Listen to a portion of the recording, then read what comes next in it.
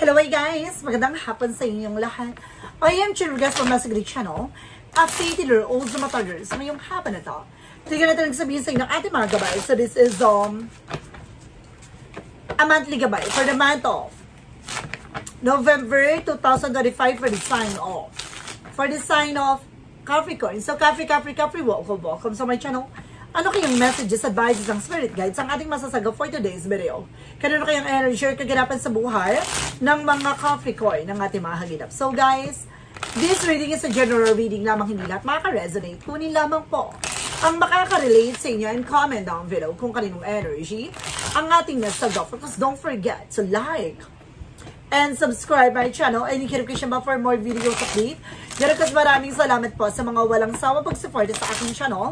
Lalo-lalo nang hindi skip ng ads na way pagpalain kayo ng Diyos at may kapal. Siksik-liglig umapaw na biyayang manang balik sa inyo. So let's see guys, what is the messages? Advice sa inyo ng ating spirit for the sign of Capricorn. So let's see and watch this. Angel Spirit Guides, please give me information. Paano kayong sabihin sa inyo ng ating mga baraha? So let's see. And there's something the higher fun. So something educations. Or there's something a lesson learned. So may mga bagay dito na kailangan mong pakakatandaan. So may mga bagay dito na kailangan mong matutunan from the past. Ngayong buwan na to ay maaaring hudyat na para matuto ka na sa nakaraang leksyon. Or nakaraang kaganapan sa buhay mo na para hindi na maulit, no? Para no more repeated cycle. And there's something with that sign of course with the happiness. At the end of the time, mas magiging masaya ang situations mo ngayon. No, may kaugnayan about sa family. And there's something guys with the chart card, no, maraming changes, development, no, gagalaw na ang sitwasyon, magkakaroon ng pagbabago. No, mararamdaman mo na yung pagbabago sa situations mo. At the same time, there's the Ace of Swords. Something a breakthrough. Some of you guys, may bagay na mapagtatagumpayan nyo na. Na may mga bagay na maaaring magliwanag na sa inyong isipan. Na may bagay na maaaring mas maging wise ka na. No? And there's a Seven of Swords, there's a sneakiness, there's a cheating lying on you. Some of you guys, mayroon talagang nagsisinungaling behind your back. May sinungaling manloloko. Mag-ingat po kayo. And there's a Knight of Pentacles, maging secure, maging practical ka how to manage and control your finances. Ngayon, mas magiging secure ka na, mas magiging maalaga at poproteksyonan mo na ano man yung bagay na yung hawak-hawak. Now, with the Hierophant represented with the Page of Wands, may magandang balita. May magandang impormasyon na maaaring ihahatid sa'yo. No, parang may bagay na dumating na parang susubo, no, ng iyong katatagan. And there's the Sun card with a fear positive outcome. No, lahat ng bagay na to lilinisin. No, aalisin at magiging positibo ang kalalabasan pagdating sa buhay pamilya. No, maaaring mas magiging maligaya at magiging maayos ang kalagayan nyo. And there's a Star card, wow! No, parating na talaga ang ano man yung bagay na iyong hinihiling. The Chariot card, something movement. No, changes. The Star card represents something and the wish fulfillment. No, recovery and healing. There's something with the Knight of Wands for slow and steady. The Knight of Wands represents something perseverance. So, kailangan maging matyaga ka lang. No, mabagal naman ang sitwasyon, kailangan mong pagtyagaan ito. Now, with the Ace of Swords, something na unti-unti magliliwanag sa'yo. Tuloy-tuloy mo lang yan. Magtatagumpay ka dyan. And there's a Five of Wands. Tulad na sinasabi ko with the Five of Wands and the Seven of Swords. No, may taong lilin lang sa'yo, may taong nagsisinungaling behind your back, mag-ingat po kayo. No, there's a cheating line on you with the Five of Wands, siya mismong kumukontra at talagang sumisira ng iyong eksena, mag-ingat ka. No, bingo. No, there's a Knight of Pentacles represented with a Devil card. O, see? Mas maging secure ka sa sarili mo dahil binibigyan ka ng pampamala sa iyong pamumuhay with a Devil card. No, naman yung bagay na hawak-hawak mo, mabilis na uubos, mabilis na wawala. Bakit? No, there's a Hierophant because the Page of Wands represent with the Seven of Cups. Palipad hangin nga naman. Na maaaring ginugulo nito, ano man yung bagay na dumarating sa informasyon ay maaaring nauudlot. And there's an Ace of Wands with a new project and new ideas coming in. Dito papasok ang mga bagong proyekto, plano, maaari magbigay ng liwanag sa isipan nyo ano man yung bagay na gusto nyo gawin sa buhay nyo. And there's a Five of Cups, something disappointment. na may mga part dito na maaaring, kumbaga parating na yung mga bagay na maaaring magkaroon sa kanilang realization na para pa pagtatanto nila what they done to you. Ano man yung bagay na ginawa nila sa'yo, babalik sa kanila yun. There's something of a Knight of Swords. No, some of you, madam, sir, ay maaaring nagbibigay ito ng anxiety, sleepless night sa'yo. No, kumbaga magtatagumpay ka, magtiyaga ka lang, hindi talaga mawawala sa situations mo muna ang ma-stress, but definitely kailangan matuto tayong tanggalin sa isipan natin yan, no? And there is the Queen of Cups, emotional intelligence. So, bari dito magaling magpaikot ng damdamin, ng emosyon, magaling magdrama sa madaling salita, mag-ingat po kayo. And there's a Three of Wands, waiting for ship kung may mga hinihintay kayo. They pay for documents. Maging secure kayo sa mga lakad nyo, ha? Sa bagay na gusto nyo makuha, huwag kayo nagkukwento dahil there's a devil card, di nakaharang. Now, what is additional messages for the outcome with the Kingman? See, you're feeling stuck? Tulad ng sinasabi ko. Ano mga informasyon na gusto nyo malaman or makuha, hindi siya natutuloy dahil may yumakad lang at tumututol nito. Mag-ingat po tayo. And this is something that the Eight of Pentacles, mag-focus ka lang, mag-concentrate ka, huwag ka magpapadalin lang at huwag ka magpapadistract sa mga tao na yan. No, because this is something with the Two of Swords. So, there's something, a difficult decision.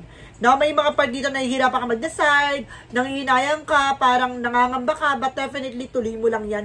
Makakabangon ka rin dyan. And there's a Queen of Swords, clear the boundaries. No, linisin mo na sa paligid mo yung gumugulo sa isipan mo. Yung nagbibigay ng stress sa'yo. No, there's a Knight of Swords. No, bibilis sa takbo ng situations. Unti-unti na magkakaroon ng changes sa development ng situations mo.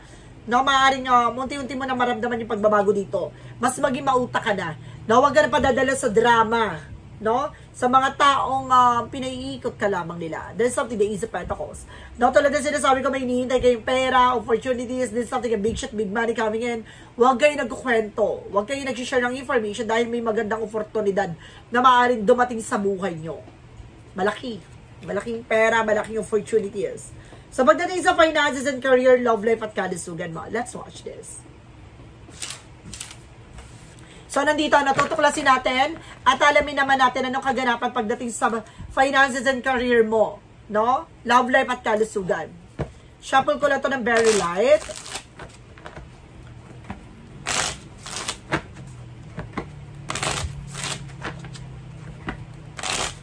Okay. Para sabihin na hindi scripted, diba? Hindi kukuha na lang, gato, ganon. At di sinapple ko yan, ganon. Diba? So, let's see. There's something, guys, about sa finances and career. There's a six of wands for victory as yours. Bagay na magpagtatagumpayan mo. Pagdating sa finances and career, magiging matagumpay ka talaga. Na magiging masagana pamumuhay mo dahil ano man yung bagay na yung sisimulan ay maaaring magdala sa'yo ng katapusan ng eksena na to. Na maaaring ito na yung bagay na gusto mong mangyayari talaga siya na. No? Yung tagal mo nang hinintay, ito na yung katapusan ng paghihintay mo, mangyayari na nga siya, makukuha mo na nga. And there's something, the Page of Pentacles, invest wisely. Sa lahat ng bagay na papasukin mo, mas maging wise ka. Na pag-ingatan mo lahat ng bagay na papasukin mo. Now, there's the Queen of Wands, by confident. Lakas naman loob mo, maging matapang ka. No? Kumbaga, kailangan mas maging matatag ka dito. Alisin mo yung alinlangan na takot mo. And there's a Hermit card, the answer you did this year. So, nandito na ang kasagutan sa iyong katanungan. Na mas binibigyan ka na ng liwanag na gawin mo itong bagay nito for your growth and expansion. Magtatagumpay ka. And there's a Four of Pentacles. Basta proteksyonan mo at pangalagaan mo ano man yung bagay na meron ka. Na ano man yung bagay na pinangahawakan mo, mas maging matalino at maging wise ka. And there's the Lovers connected with your love life na maaring, sinasabi dito, maaring there's a partnership na may kaugnayan about sa inyong relasyon. Na ang inyong karir, maaring may negosyo kayo, para sa kayo may trabaho ng person mo. Pagdating sa love life, there's a Fool card. A new beginning. So, magkakaroon kayo ng bagong simula, panibagong eksena ng person mo, na maaring sinusubukan din ang inyong pananampalataya sa isa't isa. There's something that says Seven of Wands, protection. Kailangan nyo ng protection, ha? Or kailangan nyo protection na nyo ang isa't isa. Dahil maraming tao talaga sumisira ng inyong pagsasama. Na maraming taong mga umi-eksena, ganon. And there's a Two of Wands. Piliin mo lang yung mga taong pagkakatiwalaan mo. Huwag ka masyadong maniwala sa mga tao na sa paligid mo, maaaring binabago nito yung pananaw, yung utak. Mag-ingat kayo, no? There's an Eight of Cups, something moving forward. Makaka-move on din kayo ng person mo. Makaka-recover din kayo dito. And there's a Six of Pentacles na there's a give and take, no? Magiging balance na, no? Maaring mas maging maganda na ang daloy ng inyong sitwasyon at balanse. And there's a Two of Cups. Talagang may kaugnayan about sa unconditional love, na pagmamahal talaga na maaring hindi matatawaran. I feel something na mayroon ditong soulmate and twin flame energy. No? Maaring talagang kayo nitong person mo para sa isa't isa talaga. No? Parang pagsubok lang to, no? Titignan lang yung katatagan kung hanggang sa kayo aabot. Pagdating sa kalusugan, there's a Eight of Swords. Napapalibutan kayo ng toxic. No? Kaya kayo na-stress, na-depress dahil maraming tao sa paligid yung hinuhusgan, sinisiraan kayo. And there's a Tower moment. Gusto sirain ng inyong family. Oh. Nakapit-bahay nyo nga. Kapit-bahay nyo to. And there's the World. Nasa paligid nyo lang eh. Na maaaring nasa ibang bansa ka, pero pinipilit ka pa rin niya sirain. No, ganun talaga. There's a Four of Swords. No, kailangan mo makinig sa yung intuitions. At the same time, pahinga mo yung katawan lupa mo, ha? Huwag mo masyado pinifresh yung sarili mo. Kailangan mo na pahinga, tulog. And there's a Page of Cups. Tama ka ng hinala. Natama ka ng hinala. Pagdating sa kalusugan mo, siya nga may gawa. At the same time, there's a Nine of Cups. There's a wish fulfillment. So, gagaling ka rin sa iyong karamdaman. Kung may mga nararamdaman kayo, unti-unti ang giginawa. Kumalma kayo. So guys, pagdating naman tayo with a magical fire messages, advices. Ano ka sa pick ka, yes or no? So let's watch this. So nandito tayo sa exciting part with the angels messages, guys. Naalamin natin yung mga ganap niya sa buhay pagdating sa mga gabay. Ano bang mensahe sa inyo para kailangan nyo pag-ingatan ngayong buwan na to? So let's see, what is the magical fire messages, advices for you?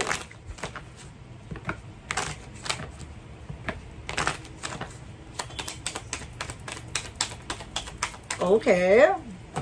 So, there is something spring with the blossoming. So, may paglago talaga. No, mayroong kasaganahan talaga naghihintay sa inyo dito. And there's something daughter. So, mayroon ditong anak na babae o maaaring nag-iisa ka anak ng babae. Or maaaring na magkakaanak ka ng babae. O baka may anak ng babae. So, there, let's see what is the yin and yang oracle card represent what? There is a trigger, na mayroon bagay na nag-trigger dito with a complication. So, ibig sabihin talaga may gumagawa ng complication sa'yo. And if there's something an Ace of Earth, Taurus, Virgo, Capricorn, maaaring pares kayo ng sign nitong person na to. You are dealing with the Ace of Earth. Let's see what is the synchronicities.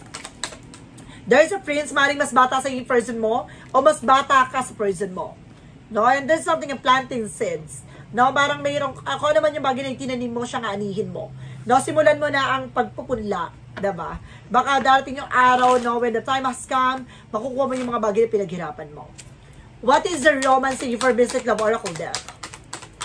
I told you, there's a third party involved. No, maaaring na may third party talaga. At there is something a single parent, maaaring single ka ngayon. And there's a hurting, agonizing, maaaring nasasaktan ka. Nasa nangyayari sa inyo, nagkaroon talaga ng separation dito.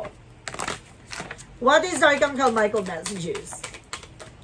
Write about your thought and feelings. So, ibig sabihin, tama ka ng hinala, tama ka nararamdaman. Sabi ng ating Archangel Michael. No? What is the Jesus loving quote said?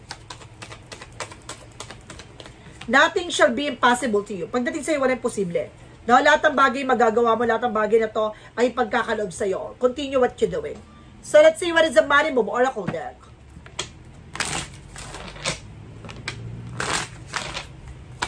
With a Money Move Oracle deck, there is a money matter. No, invest your money wisely. So, maging matalino ka pagdating sa pera, ha? Pag-ingatan mo yung mga pinaghirapan mo. What is an angel's number? Represent what? Represent with a 10, 101 with a starting over. Happiness is linked to self-expression, growth, and experience and learning. From Peter is the key. Happiness is real, possible and around. Understand it's a process and pursue it. Pursue of it. Joy is a fluid. It's in the little things of the big ones.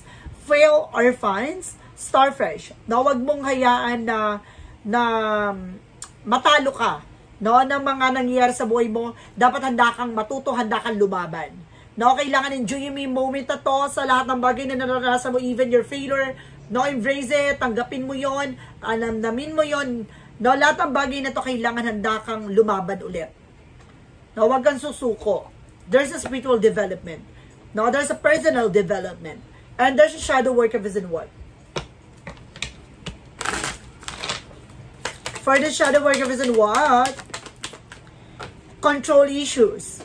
No release, trust, empowerment. No fear of losing power of false security lead to vulnerability. Napanghihinaan ka dahil sa natatakot ka at nangangamba ka. Alisin mo yung trust issues mo. No? Kung naman yung bagay na nangangamba at natatakot ka, kailangan mo palayain yon. Kasi hindi ka magtatagumpay kung merong bagay na nagkikip-kip sa'yo o kumbaga nagdadala sa'yo sa takot na yon. Clarifying for love situation. Sa bawat pagkakamas sila ng kabiguan, dapat handa tayong matuto. No? Clarifying for love situation. Taming anger. Isa pa to. No? Yung pagiging mainitin ng ulo at pagiging kumbaga moody, no, kailangan mong baguhin yon. Alisin mo yon dahil hindi kayo magkakanawaan kung uunahin yung galit at inis. Clarifying for a life situation.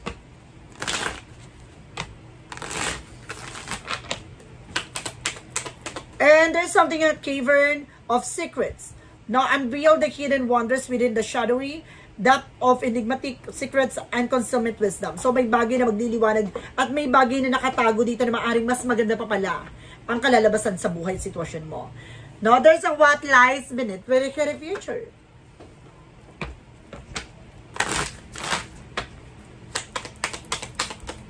Oh my God. Let's see. And there's a caution, may babala at paalala sa iyo na you need to pay attention. One more card, please. Na may bagay dito na kailangan mo pag-ingatan. Hindi ka pwedeng bira-birada, hindi ka pwedeng ora-orada, kailangan pag-isipan yung bawat kilos at galaw. And there's something destroyed, na pinapaalalahanan ka na may taong gustong sumira sa iyo. Na may taong minsan ka nagtiwala pero sinira nito ang tiwala.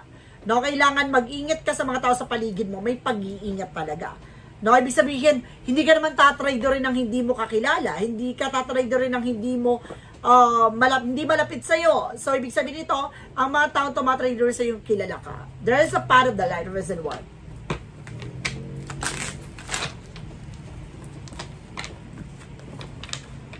What is the part of the light? Reason what? Represent, guys, with soul of reflections. Soulful reflection. I take time for soulful reflection, allowing me soul to pause and check in my heart. Through deep reflection, I gain insight into my true desires. And need I trust that these moments of quiet contemplations lead me to greater understanding and growth. So, itong bagay na to parang chine-check mo yung sarili mo kung okay ka pa ba, or may mga bagay na kailangan tignan mo rin sa sarili mo. No, hindi pwedeng kumbaga maging aggressive ka sa lahat ng bagay. Kailangan mas magiging kalmado ka, tignan mo at magmuni-muni ka rin at the same time. No, alamin mo, namnamin mo, tignan mo naman yung bagay na nakakatulong pa ba ito sa'yo. At magtiwala ka sa nararamdaman mo. No, kung mga bagay na magdadarsay ng tagumpay, intindihin mo. No, para dalihin ka nito na mas maayos. Now, let's see what is the pick a card yes or no with a yes or no pick a card. Let's see. Let's watch this. So guys, nandito tayo sa pinakahuling chapter. Nasa pinaka-exciting part na tayo na situations na to. Ngayong buwan na to, ito yung magiging sagot sa tanong mo with a yes or no pick a card. So guys, before anything else, kung bago ka sa channel ko, ang pick a card yes or no, pwede ka magtanong. Isang tanong, isang sagot. No, mag-isip ka ng tanong at pipili ka na magiging sagot sa tanong mo within 1, 2, or 3. Kapag nakapag-isip ka ng tanong at nakapili ka na ng number na magiging sagot sa tanong mo, please comment down below. So guys, maraming salamat sa mga nag-share ng aking video sa mga uri na social media platforms. At maraming salamat sa mga solid subscribers, sa mga bagong followers, sa mga nagsusubscribe at nagpa-follow sa aking FB page. Maraming salamat po sa inyo. So let's see guys, what is additional messages tayo with a yes or no pick a card. So let's start with the number 1. Number 1, represent with a no. Now there's a no. Stormy reflection, trouble strike uproar. So ibig sabihin dito may paalala sa inyo na pagdating sa relasyon may pagsubok. Na huwag kang susuko. Na tinitingnan ang iyong katatagan. Tinitingnan ang iyong katatagan. Number 2, there is a yes. There's a yes, you are right on time. Do it now, seize the day. Gawin mo tong bagay na to ngayong araw na to at magiging matagumpay ka. Number 3, there is a yes. Hot opportunities, fire up, burning desires fulfill. Naglalagablab na opportunities, naglalagablab na oportunidad ang darating sa'yo, at maaaring magdala sa ito ng katuparan sa mga kahilingan at pangarap mo. Wow! So guys, this is a monthly gabay for the month of November 2025 for the sign of. For the sign of Capricorn. So, Capri, maraming salamat for this wonderful reading. So, once again, this reading is a general reading namang hindi lahat makaka-resonate. Kunin lamang po makaka-relate sa inyo and comment down below kung kaninong energy ang ating nasagot. So, don't forget to like and subscribe my channel and notification bell for more videos of the Daragos. Maraming salamat po sa mga walang sawang pag-support sa aking channel. Lalo-lalo na ang dirigiskip ng hadsaway pagpalain kayo ng Diyos at may kapal. Siksik digdig ng gumapaw na biyayang manang balik sa inyo. Maraming salamat po. And see you next video. Bye-bye and babush.